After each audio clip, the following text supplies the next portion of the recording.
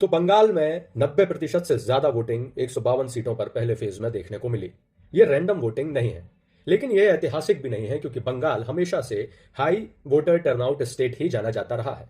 2021 में भी बंगाल में 82-83% तक वोटिंग हुई थी और आज भी लगभग 90% के ऊपर यह वोटिंग देखने को मिली है। इसके कई कारण हैं, इस पर बात करेंगे, लेकिन सबसे पहले यह जानते हैं कि आज सुबह जब पहली नजर में 11 बजे से 1 बजे तक का जो वोटिंग पैटर्न आया, उसमें जिन सीटों पर वोटिंग ज्यादा देखने को मिली वो इलाके थे जहां पर भारतीय जनता पार्टी ने पिछले कुछ वर्षों में अपना स्टेक स्ट्रांग किया है, मतलब अपना स्ट्रांग होल्ड बनाया है। जैसे जंगल महल का एरिया, जैसे पुरुलिया का एरिया, या फिर जैसे पश्चिम मेदिनीपुर का एरिया, यहां पर बंगाल में भारतीय जनता पार्टी ने अपने संगठन को मजबूत किया है। तो एक तरफ टिल्ट होता दिख रहा था पहला हिस्सा जो वोटिंग के पहले फेज का था, लेकिन 3 बजे तक आते आते जो इंटरेस्टिंग पॉइंट देखने को मिला वो ये कि जिन बेल्ट्स में टीएमसी ज्यादा स्ट्रांग है उनने भी कैचअप करने की कोशिश की, और जिनमें वो वाले इलाके, दार्जिलिंग वाले इलाके जहां पे बीजेपी और टीएमसी में लगातार कॉन्फ्लिक्ट चल रहा है पिछले 10 वर्षों से, उन एरियाज में भी वोटिंग सर्ज देखने को मिला।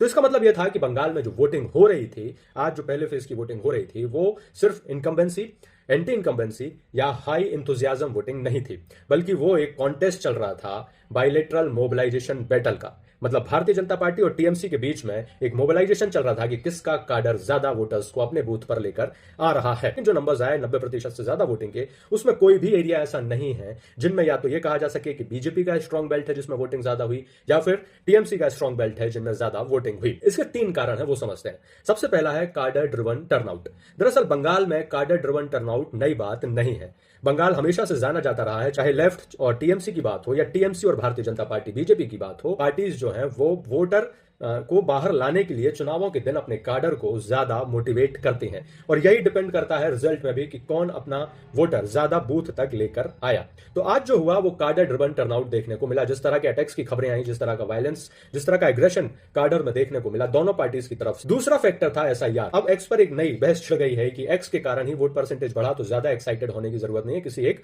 पार्टी को। यह बात सही है कि एसआईआर के कारण चाहे बिहार हो चाहे तमिलनाडु हो, जहां नंबर्स वोटर के ज्यादा कटे हैं वहां पर वोट परसेंट बढ़ा है, लेकिन इस बार हाई इंथुजियाज्म और हाई नैरेटिव बैटल एक बड़ा कारण रहा बंगाल में वोटिंग सर्च का, वोटिंग टर्नआउट के बढ़ने का। तो सिर्फ एसआईआर एक कारण नहीं है, एसआईआर एक प्रक्रिया हो सकती है, लेकिन इस बार वोटर टर्नआउट हाई होने का कारण enthusiasm plus narrative battle shift होना भी बंगाल में कारण है।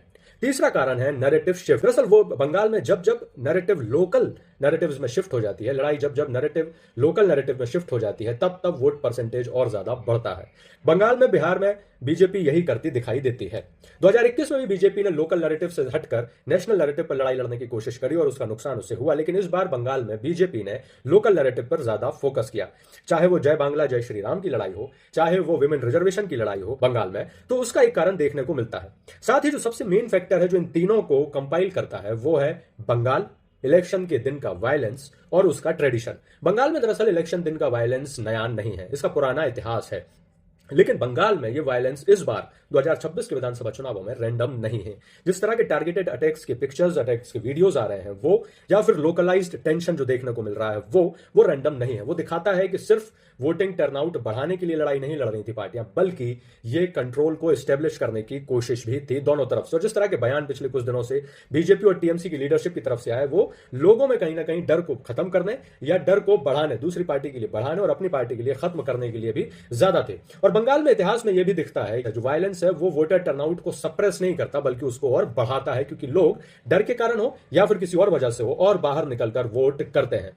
तो आज के इस पूरे अभी जो बेसिक फर्स्ट फेज के इलेक्शन 152 सीटों पर 90% वोटिंग का परसेंट दिखता है, वो सिर्फ रैंडम परसेंटेज नहीं है, लेकिन यह भी है कि यह एंटी इनकम्बेंसी का वोट भी नहीं दिखता है। यह तय करेगा कि कौन बूथ पर अपने वोटर्स को ज्यादा लेकर आया, किसने अपने वोटर्स को और अपने काडर को मोबिलाइज ज्यादा बेहतर तरीके से किया। यह आने वाले दिनों में धीरे धीरे समझ में आएगा इस फेज के चुनावों के बाद। इस पर भी लगातार हम बात करेंगे, और डिस्ट्रिक्ट वाइज, क्योंकि कई क्लस्टर्स ऐसे हैं जहां पर आज चुनाव हुआ लेकिन वो दिखते नहीं है, इन पर भी लगातार हम कोशिश करेंगे वीडियोस बनाने की।